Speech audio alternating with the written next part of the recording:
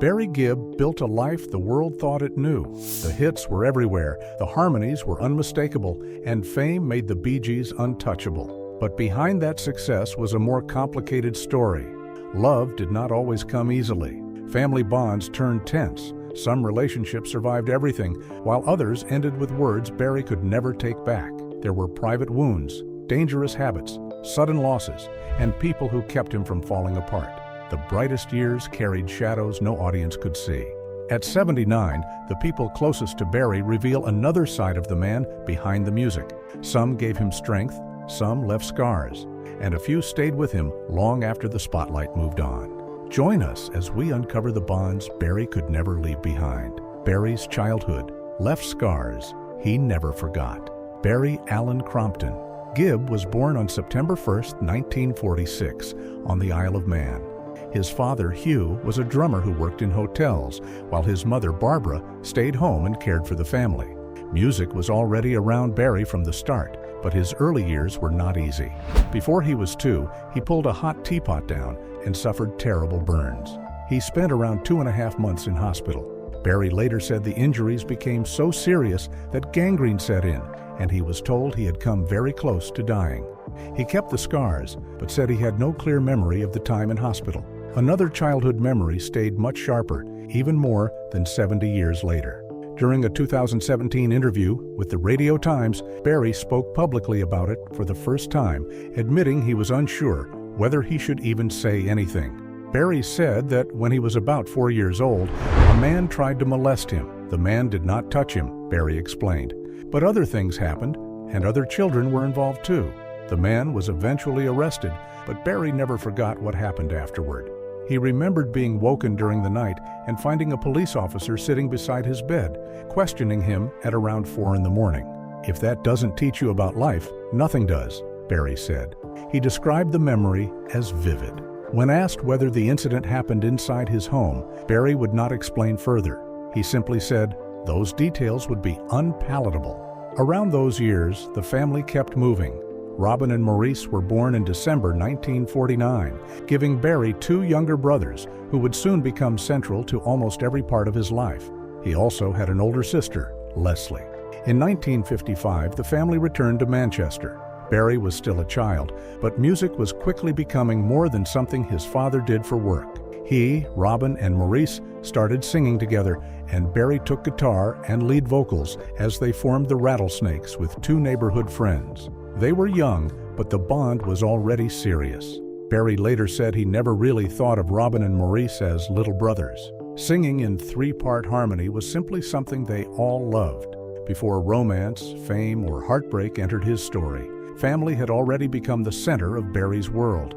And before long, singing together would become more than a childhood bond. It would become a way for the brothers to help keep things moving at home. 3 brothers turned survival into something bigger. By the late 1950s, singing was no longer just a game for the Gibb brothers. Barry, Robin, and Maurice performed whenever they could in Australia after the family moved there in 1958. Their youngest brother, Andy, had been born only months before the move. Life in Australia could be hard. Barry later remembered that the family had very little money and moved from house to house. He said they may have rented around 20 homes during their years there. Sometimes, as he remembered it, they were the family leaving in the middle of the night with suitcases. That pressure gave the brothers a reason to work. They sang between races at the Red Cliff Speedway and earned money from the crowd. A local radio man noticed them, and the name that became the Bee Gees began to take shape. Barry was also writing songs while still very young. By 1963, the brothers had a recording deal, and Barry was supplying songs not only for the Bee Gees, but for other Australian singers.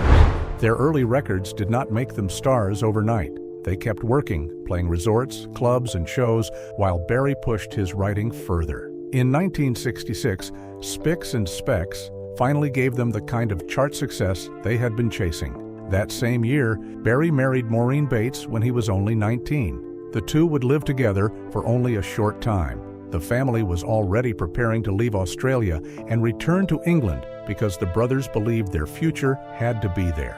Barry later said they had told their parents that the whole family needed to move if the group was going to have a real chance. Their father, Hugh, played an important part. Before the move, he sent the brothers demos to Brian Epstein's organization. Those recordings eventually reached Robert Stigwood. In February 1967, the Bee Gees auditioned for Stigwood and signed a 5-year deal. Suddenly, the boys who had sung for pocket money were being presented as major new talent. New York mining disaster 1941 became a hit, followed by To Love Somebody, and then Massachusetts. The family had chased Barry's dream across countries, but just as that dream started working, Barry's private life was changing too. Barry's rise to fame came with a complicated love story. By 1967, Barry's professional world was moving faster than ever, and his personal life was changing just as quickly. After the Bee Gees returned to Britain, he met Linda Gray during a taping of Top of the Pops in London. Linda had recently won the title of Miss Edinburgh and was hosting the show for 1 week. The Bee Gees were there during the period when Massachusetts was reaching #1. Barry later told The Sun that Linda had never heard the song. "We just saw each other across the room and something happened," he recalled. Linda remembered her friends noticing that Barry was looking at her before he walked over and asked if she wanted a cup of tea. Barry later made the story even more memorable by admitting they had a bit of a cuddle in the Doctor Who TARDIS set, surrounded by Daleks. Years later, on Piers Morgan's Life Stories, he said he believed it was love at first sight. In his head, he thought Linda was the woman he would spend the rest of his life with. Yet those early years were anything but calm. Fame hit the Bee Gees very quickly. Barry and Robin even collapsed from nervous exhaustion during a flight in 1967 after heavy personal and professional stress.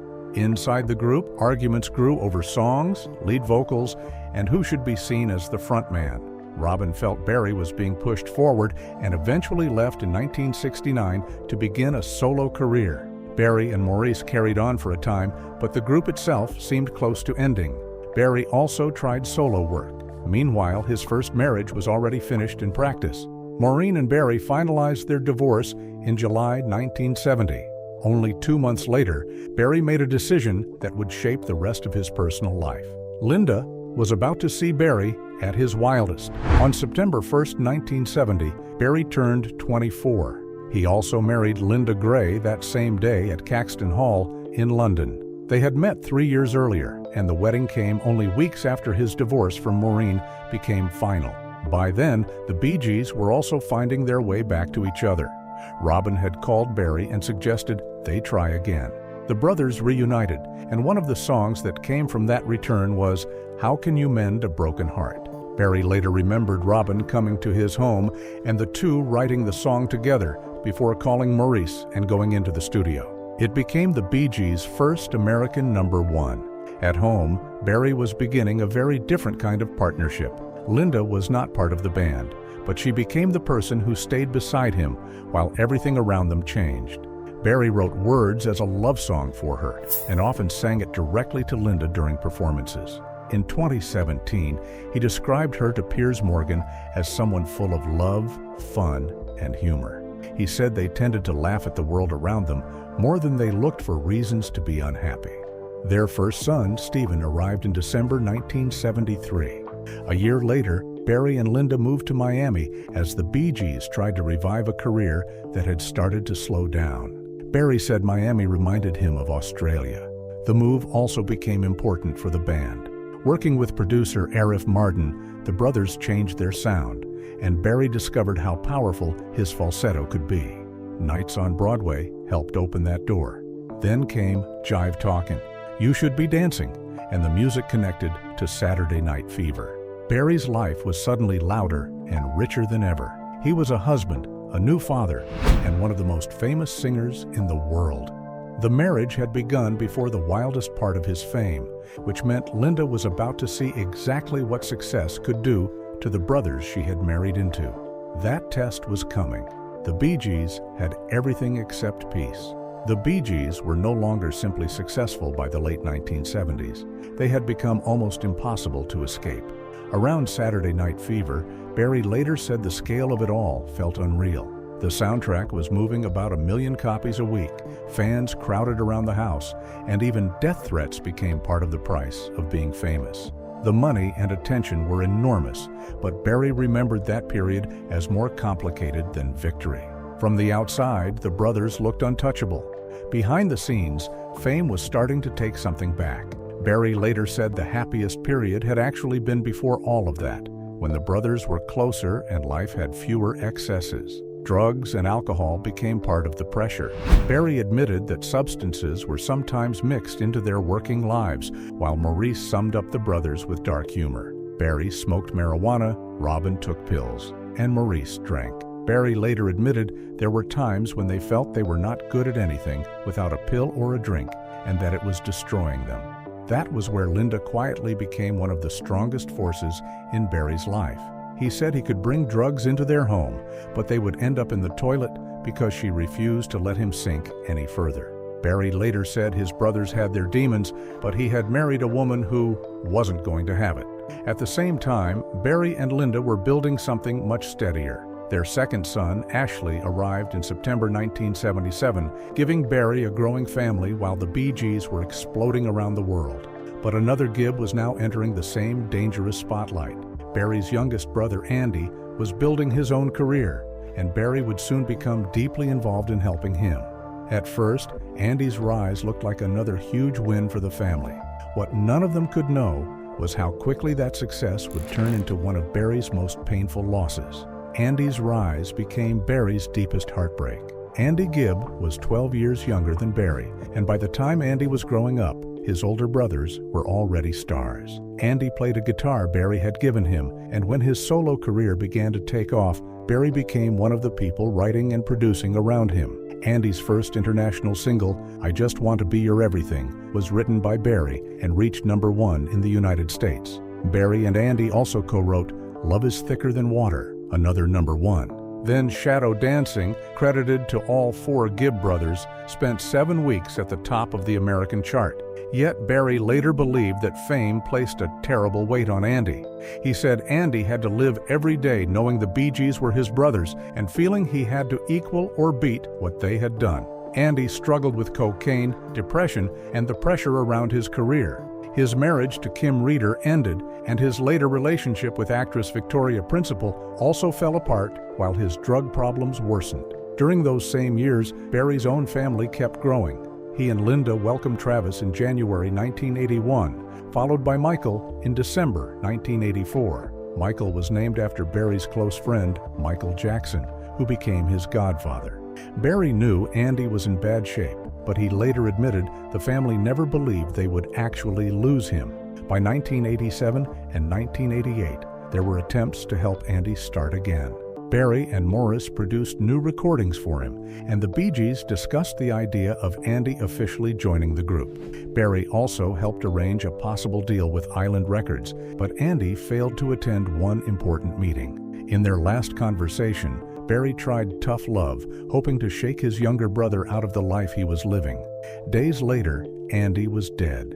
He died on March 10, 1988, at only 30, after years of cocaine abuse had badly damaged his health. Barry called it the saddest moment of my life. He later regretted encouraging Andy toward a music career at all, saying his sweet younger brother might have been better off choosing something else. Losing Andy changed the family forever. But as the 1990s approached, another brother's private struggle was reaching a point the Gibbs could no longer ignore. Family pain followed Barry into a new era. After Andy's death, the Bee Gees carried that loss back into their music. Their 1989 album, One, included Wish You Were Here, a song dedicated to their younger brother. Barry kept working, but the family had clearly changed. The brothers had already survived career crashes, comebacks, and years of tension. Yet losing Andy was different. There was no reunion or new record that could bring their youngest brother back. Meanwhile, Maurice's long struggle with drinking was creating serious problems of its own. In 1991, after an incident involving his wife Yvonne and their children, Maurice returned to treatment and became sober. That same year brought a happier change for Barry. In December, he and Linda welcomed Alexandra, their 5th child and only daughter. But another family loss followed soon afterward. In 1992, their father, Hugh, died. Barry's mother, Barbara, remained part of the family for many more years, but the Gibb family that had crossed oceans together was slowly changing. Professionally, the brothers kept adding to a huge legacy. They entered the Songwriters Hall of Fame in 1994, but that same year, Barry's health caused problems. A planned tour was canceled because he was dealing with arthritis in his back, right hand, and right knee. In 1997, the Bee Gees entered the Rock and Roll Hall of Fame. Still, the group continued recording, and by 2001, they released This Is Where I Came In, their final studio album together. Their history by then included childhood poverty, worldwide fame, bitter arguments, comebacks, and the loss of Andy. They had spent decades proving they could separate and still find their way back to the same microphones. But in 2003, Barry learned that one reunion could never happen again. Barry's biggest regret came too late. Maurice Gibb died on January 12, 2003, at just 53, and the loss hit Barry harder because the brothers had not left things in a good place. Maurice died while being treated for a serious intestinal problem, and Barry later admitted that they had not been getting along well before everything changed. He called it his only regret, saying they were not great pals at the end. Barry later described how brutally fast it happened, saying Maurice was gone in 2 days. There was no long goodbye and no real chance to fix what had been left unresolved. That was the part Barry could never quite shake. He said he still felt his brother's presence, especially when he was on stage. Maurice's death also forced another painful question. Could the Bee Gees still exist without him? Robin wanted to continue, but Barry could not accept it. He remembered telling Robin they could be Barry and Robin, or Robin and Barry, but they could not be the Bee Gees without Mo. For Barry, the name no longer felt like a brand they could simply keep using. It had been built around 3 brothers, and one of them was suddenly missing. That disagreement pushed Barry and Robin further apart at a time when both were already grieving.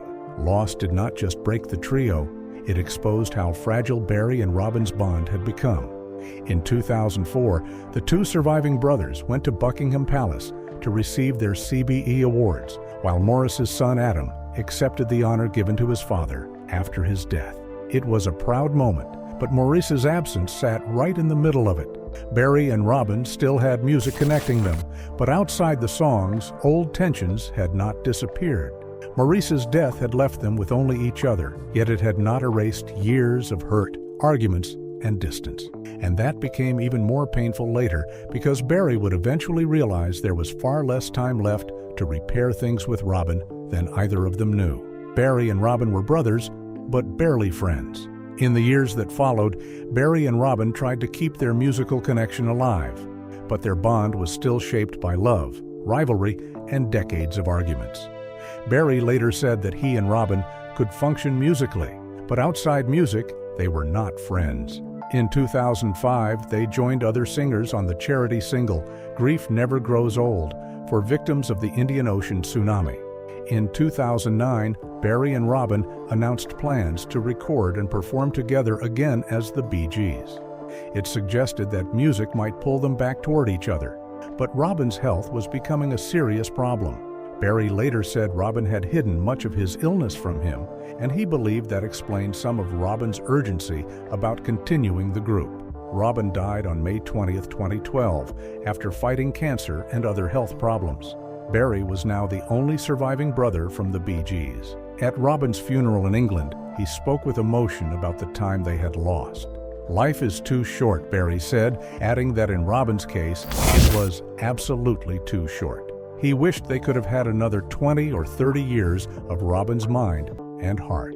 He also gave people a lesson drawn directly from his own regret.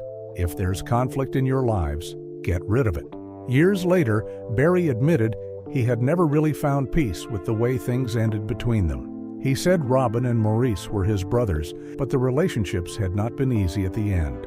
The loss of Robin hit Barry's desire to work. He said he did not have the heart to continue alone and spent at least a year struggling to understand life without his brothers. He did not know whether he wanted to perform or make records anymore. Andy had died in 1988. Maurice was gone in 2003. Robin was gone in 2012. Barry had spent most of his life surrounded by brothers, and suddenly there was no brother left to call. The person who pushed him forward was already right beside him. Barry nearly gave it all up, but Linda said no. The person who refused to let Barry disappear into grief was Linda. After Robin's death, Barry described himself as moping around and feeling as if his life belonged to the past. He was close to quitting.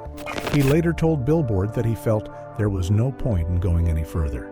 Linda answered him in the direct way that had shaped their marriage for decades. She told him he still had his own life and needed to live it. Barry also remembered her telling him to stop turning himself off from everything and go do what he knew how to do. That push mattered. In 2013, Barry began the Mythology Tour in Australia, performing the Bee Gees songs while carrying the family story onto the stage in a new form. His eldest son, Stephen, played with him, and Maurice's daughter, Samantha, joined them. Barry said it was a thrill to look to one side and see Samantha, and to the other, and see his son. He later told Time that playing with family felt instinctive.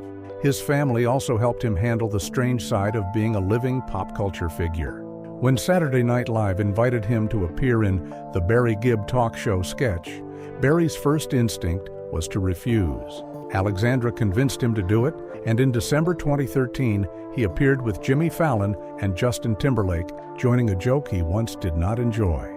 The Mythology Tour then continued into the United States. In Philadelphia in 2014, Barry and Samantha performed How Can You Mend a Broken Heart together, bringing one of the brothers' most emotional songs into a new generation of the family. Barry was still mourning Robin, and that year he credited Linda and Paul McCartney with helping him recover. Little by little, the man who had said he did not want to carry on alone found reasons to step back into public life. The next reason would come from inside his own house. Once again, his sons helped light Barry's fire. Again, Barry's children had grown up around music, but they did not all choose the same path. Stephen became a guitarist and played in hard rock and metal bands. Ashley also found his way into songwriting, while Travis built a career in real estate and Michael moved into acting. Alexandra mostly stayed away from the spotlight. As his children became adults, their relationship with Barry started changing in an interesting way. Some were no longer simply watching his career from home. They were beginning to become part of the work itself. By 2013, Barry was also enjoying a very different role, grandfather.